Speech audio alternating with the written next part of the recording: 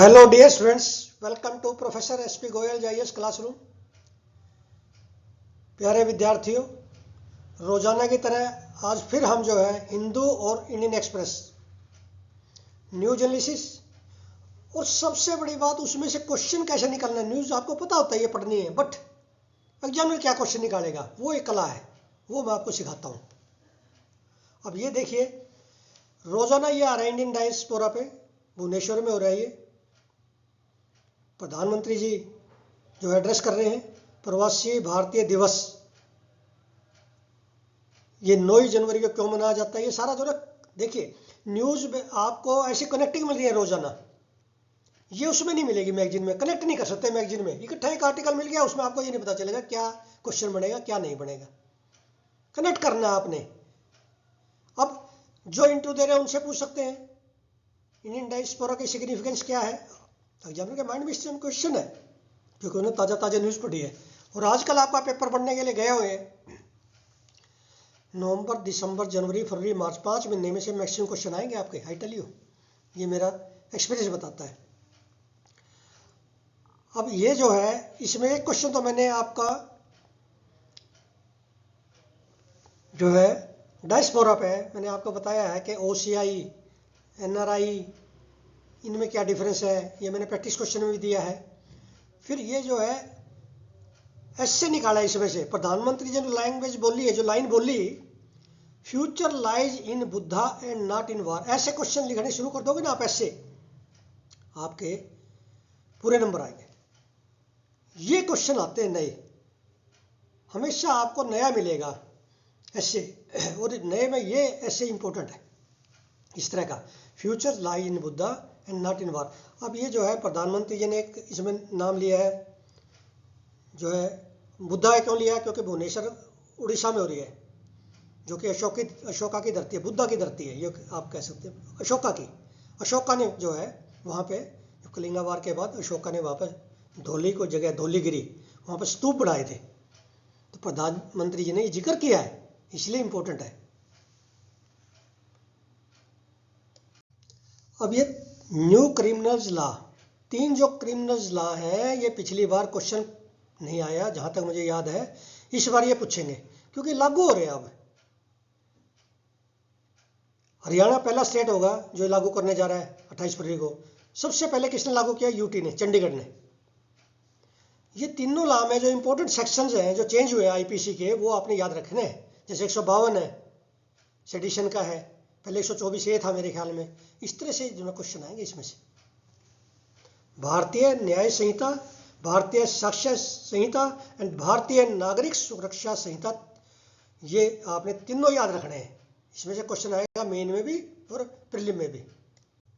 अब ये opinion page पे आपका 10 नंबर का क्वेश्चन है। इससे पहले मैं आपको एक बड़े जो है काम की बात बता रहा हूँ। जो बच्चे हमेशा कहते हैं भी 3-4 घंटे न्यूज़पेपर पढ़ना चाहिए, ये यूनिवर्सल ट्रूथ है। 100% बच्चे कहते हैं, 100% जो है पेपर सेटर कहेंगे आपको, यूपीएससी कहेगा। लेकिन आप कह रहे हैं 3-4 घंटे पढ़ने का टाइम नहीं है, कोई बात नहीं, आप मेरे साथ आधा घंटा पढ़िए।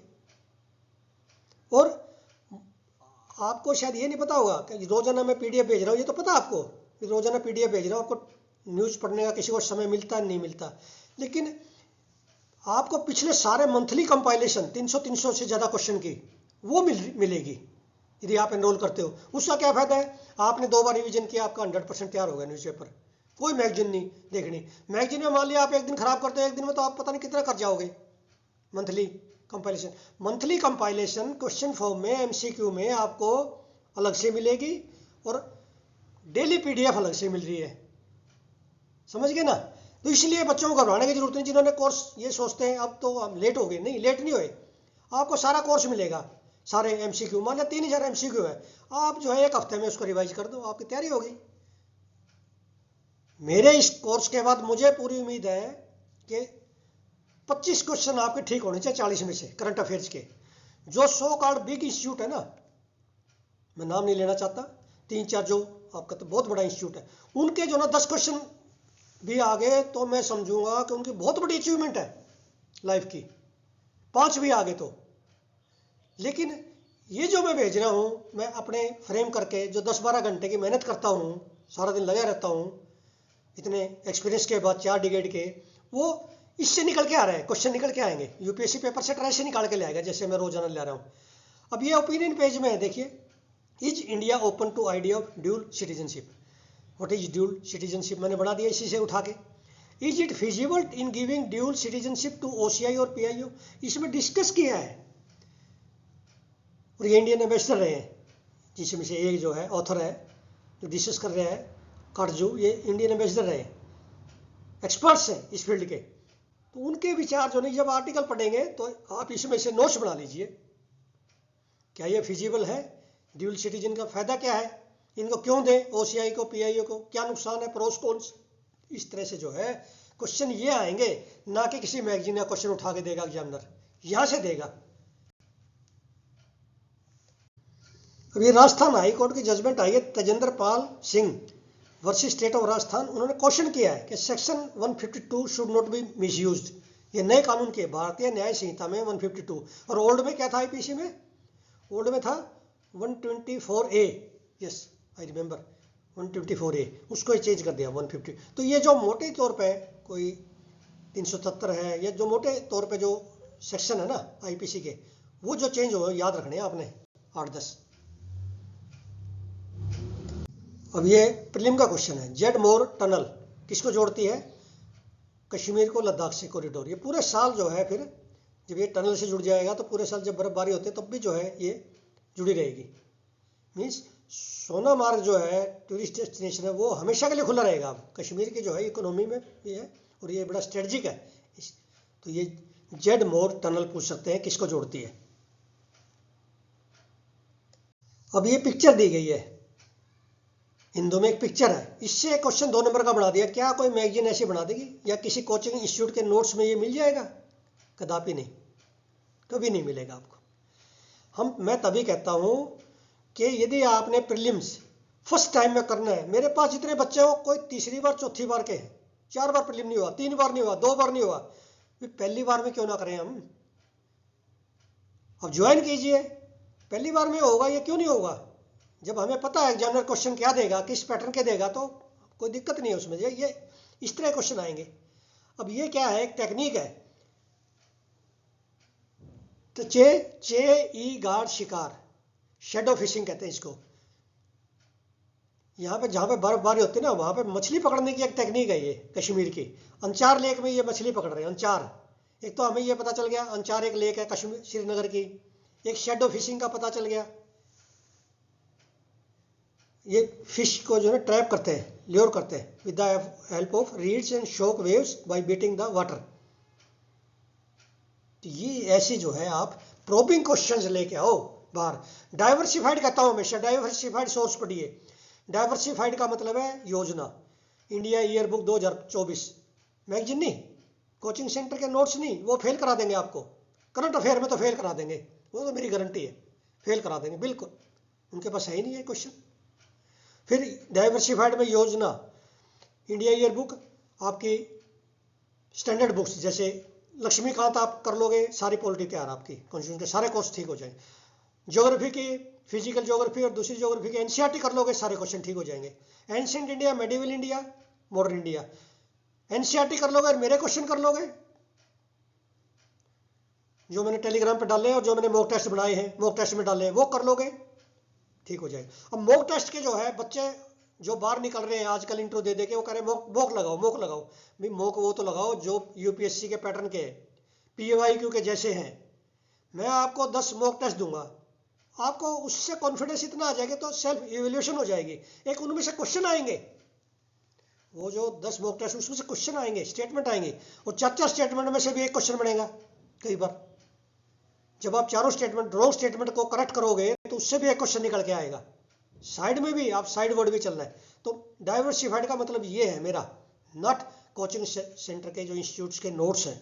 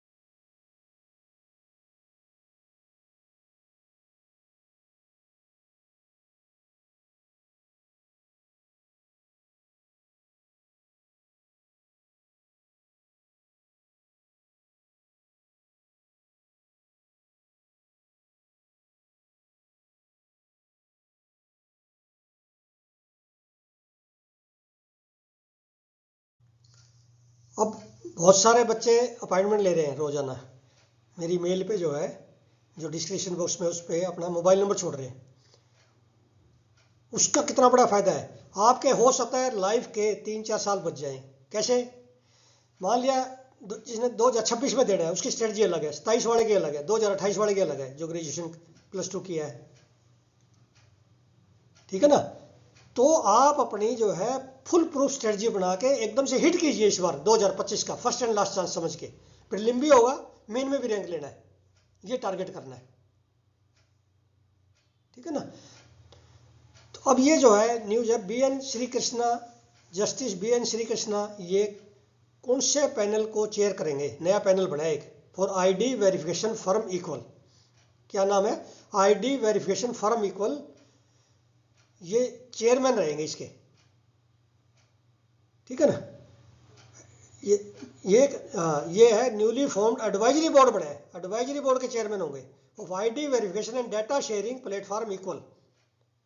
एडवाइजरी बोर्ड क्या है? ये advisory board for equal will council the account aggregator one money. Account aggregator are firms that provide Indians with a consolidated view of their financial data, a key digitization priority for the government. इस news को पढ़ने से ये निकलेगा। ऐसे question आएंगे इतने difficult आपको प्रीलिम में। अब ये मैं रोजाना ये न्यूज लेके आ रहा हूँ आपको, इंडिया अफगानिस्तान रिलेशन पे। अब India and Taliban ruled Afghanistan held first high level meeting. ये तालिबान क्योंकि हमने रिकग्नाइज नहीं किया, मिलिटेंट ग्रुप है, काबुल में इनका जो है शासन है, तो अब ये क्वेश्चन आता है आपका मेन में और इंटरव्यू में। अब जो इंटरव्यू चल रहे हैं, भाई हम जो है तालिबान ग्रुप से क्यों बात कर रहे हैं, ये तो मिलिटेंट है, हमारी सिक्योरिटी कंसर्न है इससे तो। लेकिन क्या है, कई चीज जो है, क्योंकि हमारी जो है इन्वेस्टमेंट है वहाँ जो है 5 लाख रिफ्यूजी हो गए पाकिस्तान के से जो आए हैं, हमने उनकी हेल्प करनी है। तो कई रियलिटी में जो ना कई प्रॉब्लम ऐसी आ गई, तो हमें इनसे बात इसलिए कर रहे हैं, वहाँ के हमारे स्टूडेंट्स पढ़ रहे हैं यहाँ पे, तो कई कंसर्न है जिसकी वजह से हमारा, मैंने कल भी बताए थे रीजंस, कल मैंने रीजन दिए थे नोट्स में, PDF भेजी आपको, जिन्होंने एनरोल किया उनको PDF गई है। आप देखिए रोजाना जो है कई बच्चे कह रहे हैं जी हम इसी से कर लेंगे, बहुत अच्छी बात है, यदि आप सेल्फ स्टडी कर रहे हैं इससे न्यूज से कर सकते हैं। लेकिन क्या है, मैं 10, 15, 20 क्वेश्चन रोज जो भेज रहा हूँ PDF, वो सिर्फ एनरोल स्टूडेंट को मिल रही है, उसको आपने प्रिंट कराना है और रिवाइज करना है बस। जब लास्ट में आप एग्जाम दोगे ना, उस समय समझ आएगी। उससे एक हफ्ता पहले रिवीजन आप करंट अफेयर का ये कर दिया ना आपने, एक हफ्ता पहले आपके आराम से जो है 50 नंबर करंट में आ जाएंगे। ये फायदा उससे। मंथली जो कंपाइलेशन आएगी, रोजाना PDF आ रही है, उन मंथली को भी कर दिया आपने तो 100% मार्क्स आपके, कोई रोक नहीं सकता। अब ये जो है इसमें क्या है, उन्होंने ये कहा कि हमें वीजा जो है, तालिबान गवर्नमेंट इन्होंने माना गया कि हमें वीजा प्रदान करो कोई मेडिकल के लिए, और जो बच्चे हैं और ये जो है, तो इंडिया का अब ये इंडिया जो डायलेमा में है कि हमारा एक तो वहाँ कंसुलर ऑफिस नहीं है, सिर्फ है छोटा सा ऑफिस, उसमें स्टाफ नहीं है, सिर्फ वो हमने किया हुआ है वहाँ के असिस्टेंस के लिए, ठीक है ना। तो अब ये वीजा देने में प्रॉब्लम आ रही है। दूसरा सिक्योरिटी कंसर्न है, सिक्योरिटी थ्रेट है इंडिया को यदि हम इनको जो ना यहाँ आने देते हैं। तो इस तरह की जो है ये देखिए, India does not recognise the Taliban government, then Indian security and intelligence establishment has flagged security threat regarding visa seekers from Afghanistan. India government does not have a functional visa section at Indian Embassy Kabul और functional consulate in Afghanistan. वो functional नहीं है। ये जो है इस तरह की रोजाना जो आ रही है ना इवॉल्व होके, ये आपको याद रखनी है इंडिया अफगानिस्तान रिलेशंस में, जब भी लिख दोगे आप। अब ये जो है मेन के क्वेश्चन, प्रीलिम्स के इंपॉर्टेंट पॉइंट्स, मेन के प्रीलिम्स के MCQ। अब ये देखिए इंपॉर्टेंट पॉइंट्स टू पॉइंट, ये आपने लिखने हैं इंडिया अफगानिस्तान रिलेशंस में। कल मैंने रीजन दिए थे, क्या रीजन है कि इंडिया जो है क्यों बात कर रहा है इनसे, क्यों नहीं करना चाहता था पहले अफगानिस्तान के तालिबान से। इस तरह से जो है ये चीजें आपके सारे नोट्स में होंगी, तभी आपके जो है प्रीलिम और मेन में मार्क्स आएंगे। अब ये महाकुंभ मेला हो रहा है प्रयागराज में। एक तो आपको पता होना चाहिए हर 4-4 साल में जो ना ये आता है, और एक जगह नंबर 12 साल में आता है दोबारा। पिछला कहाँ हुआ था, अगला कहाँ होगा, ये सारा आपने कुंभ मेला का, ये हमारा बहुत बड़ा इवेंट है जिसमें 10 करोड़ पार्टिसिपेंट होंगे, इसमें श्रद्धालु 10 करोड़ होंगे इसमें, ये उम्मीद है। आप ये देखिए, अब इसमें जो है मैंने क्वेश्चन बनाया है, अभी आपको दिखाऊंगा मेन का क्वेश्चन। अब आपके जो है एक तिरुपति में इवेंट हो गया, स्टैम्पीड हो गया, एक कुंभ मेले में जो ना क्राउड इतनी 10 करोड़ लोग आ रहे हैं, तो आपसे क्वेश्चन जो है ये पूछा जा सकता है इंटरव्यू में अभी कि क्राउड मैनेजमेंट कैसे करेंगे ताकि स्टैम्पीड ना हो। कुंभ मेले में क्राउड मैनेजमेंट क्या क्या कर रही है सरकार जिससे कोई स्टैम्पीड ना हो, 10 करोड़ लोग जुड़ेंगे। ये एक बहुत बढ़िया क्वेश्चन है, ये पूछा जाएगा अभी इंटरव्यू में भी। अब ये इंडियन एक्सप्रेस में है, ये पहले पेज पे तो थोड़ी न्यूज थी, ये पूरी है। ये जब तक आप न्यूज नहीं पढ़ोगे ना, इसमें इंपॉर्टेंट ये बताया गया है कि कैसे जो ना डिजिटल टेक्नोलॉजी का इस्तेमाल किया गया क्राउड मैनेजमेंट में, ये आर्टिकल पढ़ोगे। इस पे जो है आपका 10 नंबर का क्वेश्चन पक्का है। इंटरनल सिक्योरिटी कितना इंपॉर्टेंट है, एआई बेस्ड। अब गवर्नेंस पे क्वेश्चन है ये, critically examine the use of digital technology in crowd management of Mahakumbh Mela 2025 at Prayagraj. भाई क्वेश्चन तो ये पूछेंगे क्योंकि ये सिविल सर्विसेज से, गवर्नेंस से ये रिलेटेड है, आपकी कैपेसिटी बिल्डिंग हो रही है ये क्वेश्चन लिखने में, इसलिए यूपीएससी यही क्वेश्चन पूछता है। और ये क्वेश्चन आई टेल यू कितनी बड़ी इंस्टीट्यूट है, ये क्वेश्चन मिलेगा ही नहीं आपको, ये क्वेश्चन ही नहीं मिलेगा किसी इंस्टीट्यूट में। और इसके आंसर भी इसी न्यूज में है, आपने इसके नोट्स बनाने हैं कैसे जो है यूपी गवर्नमेंट डिजिटल टेक्नोलॉजी से क्राउड मैनेजमेंट करेगी महाकुंभ मेले की। ये हम कनेक्टिंग न्यूज रहेंगे रोजाना, कुंभ मेला चलेगा अब तो मैं सारा कंप्लीट जो है इसमें कई क्वेश्चन निकलेंगे। और ये डिजिटल टेक्नोलॉजी के और भी आएंगे, वो एग्जाम्पल दे के हमारा पूरा 10 से 15 नंबर क्वेश्चन तैयार हो जाएगा। ये तरीका है रैंक लाने का। अब ये इंटरव्यू का क्वेश्चन भी है, मेन का भी है, आएगा। क्यों आएगा? क्योंकि फार्मर्स का जो है हड़ताल चली हुई है, एक फार्मर जो है फास्ट एंड टू डेथ बैठे हैं, सुप्रीम कोर्ट जो है रोजाना उसका संज्ञान ले रहे हैं, पंजाब गवर्नमेंट सेंट्रल गवर्नमेंट दोनों के लिए इंस्ट्रक्शन आ रही है सुप्रीम कोर्ट से, इसलिए इंपॉर्टेंट है। अब ये जो है यदि मैं इंटरव्यू पैनल में होता बोर्ड में यूपीएससी के, मैं ये क्वेश्चन जरूर पूछता, ये देश का क्वेश्चन है, न्यूज़पेपर का क्वेश्चन है, should MSC be legalised in India.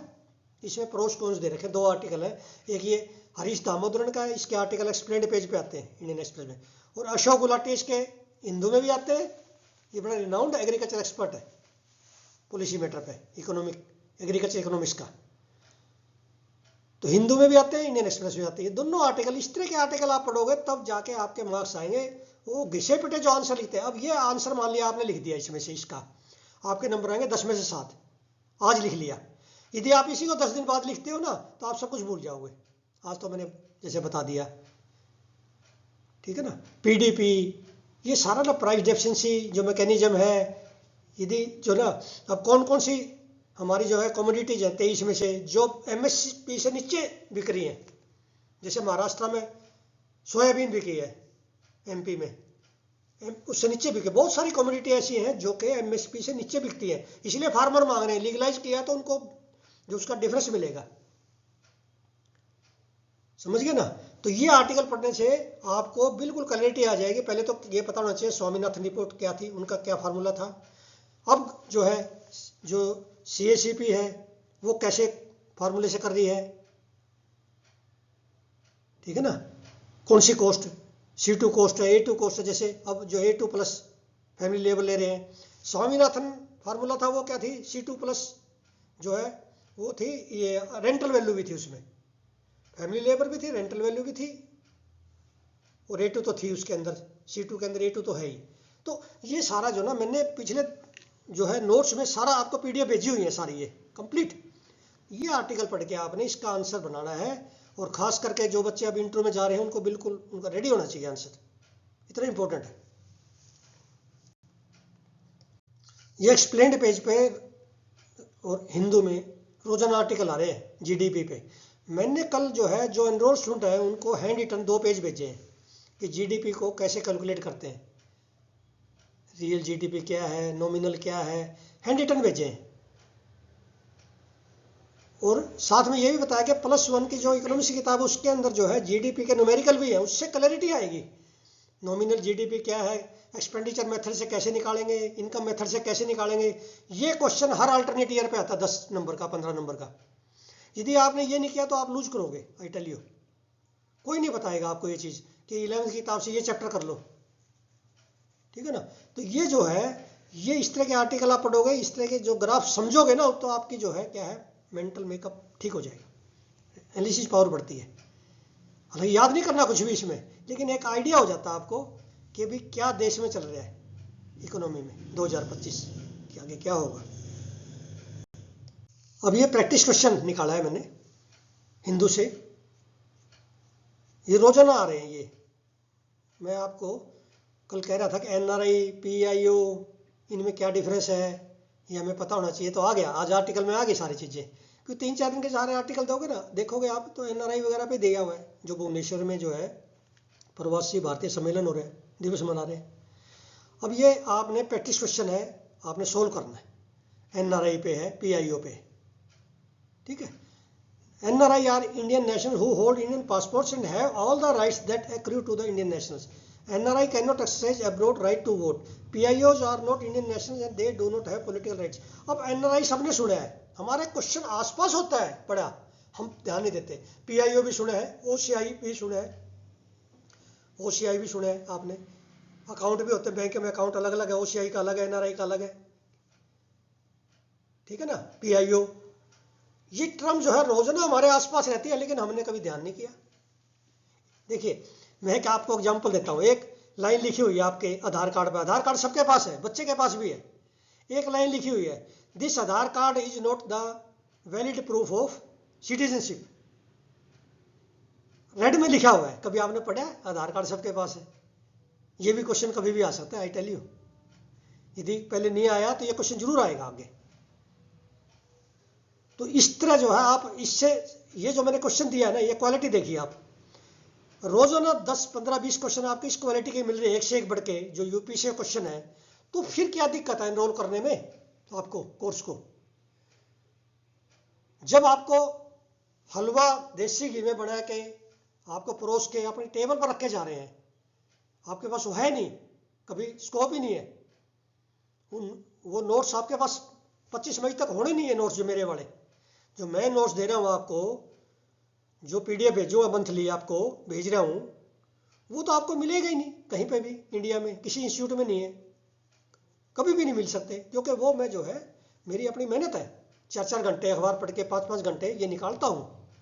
और कई बार तो ये क्वेश्चन बनाने में मुझे आधा घंटा लग जाता है, इतने मुश्किल क्वेश्चन होते हैं, क्योंकि ये यूपीएससी का पैटर्न है।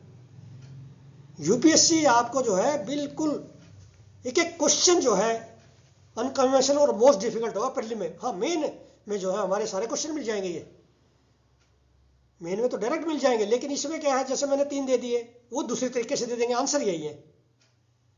हमारे जो है मान लिया 4 स्टेटमेंट दे रखे हैं मैंने, उसमें से एक में स्टेटमेंट में से हो सकता है 2 नंबर का क्वेश्चन हो, एज सच लैंग्वेज नहीं आएगी, लेकिन थीम सारे यही होंगे मेरे। इसलिए मैं कहता हूं कि मुझे पूरी उम्मीद है 25 से ज्यादा क्वेश्चन 40 में से करंट अफेयर्स के मेरे कोर्स में से आने चाहिए। ये मेरा अपने एक्सपीरियंस, मेरी स्किल, मेरी मेहनत 10-12 घंटे रोज की वो बोलती है। तो इसलिए आप जो है इमीडिएटली एनरोल कीजिए और फ्री हो जाइए, स्ट्रेस फ्री, और अपनी लाइफ का जो है 1, 2, 3, 4 साल बचाइए। Thank you very much.